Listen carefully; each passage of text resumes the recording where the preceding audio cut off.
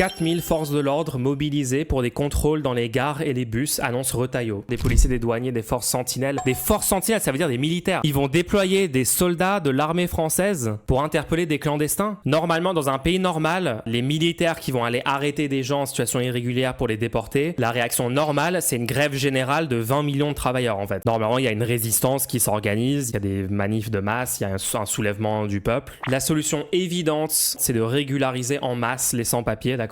Mitterrand, en 1981, dès son arrivée au pouvoir, il y a eu la régularisation de centaines de milliers de personnes en situation irrégulière. Là, le choix, c'est au lieu de régulariser des gens, d'aller faire la traque dans les transports en commun. Je rappelle que les personnes en situation irrégulière en France payent des impôts en France, TVA, cotisations, si jamais ils ont un contrat de travail. Ils sont contributeurs nets aux finances publiques et c'est juste que l'administration choisit, c'est un pur choix politique de ne pas leur donner soit leur titre de séjour, ou moi je serais carrément pour qu'il y ait la nationalité donnée de façon super accessible. À mon travail, je sais plus combien de fois mes collègues étrangers ont dû rester chez eux car l'administration était en retard. Tout ça c'est fait exprès, pensez pas que c'est des trucs, c'est accidentel, c'est parce qu'il y a des problèmes administratifs. Non, c'est parce qu'il y a la droite au pouvoir depuis 30 ans et ils sont racistes et ils font tout pour rendre la vie la plus difficile possible et faire souffrir un maximum les personnes qui détestent, c'est-à-dire les personnes non blanches. Ces gens vont être terrifiés de prendre les transports, donc ils vont essayer de plus trop prendre les transports. Comment ils vont se déplacer? Ils vont devoir prendre d'autres façons de se déplacer, ça va peut-être coûter plus cher pour ces gens, enfin c'est désastreux. Tu crois que les contrôles de cette brigade de 4000 personnes, ça va se passer comment? Ils vont monter dans la rame de RER? Tu crois qu'ils vont contrôler l'identité des personnes comme moi? On m'a contrôlé une fois dans ma vie mon identité. Une fois dans ma vie, en 29 ans. Donc oui, c'est ouvertement suprémaciste blanc, ouvertement raciste. Si jamais vous les voyez monter dans votre rame, faites en sorte que les contrôles prennent le plus longtemps possible, genre cherchez vos papiers pendant 300 ans, parlez-leur de leur quotidien, demandez-leur comment ils vont, faites en sorte que ça prenne le plus longtemps possible quoi. C'est le fascisme en fait, c'est ce qui se passe si on laisse l'extrême droite arriver au pouvoir, la droite arriver au pouvoir. On aurait pu choisir de donner une majorité absolue au NFP, c'était quand même pas dur. J'en peux plus de vivre dans une société avec une majorité de gens complètement débiles qui font les pires choix pour leur propre vie au niveau systémique.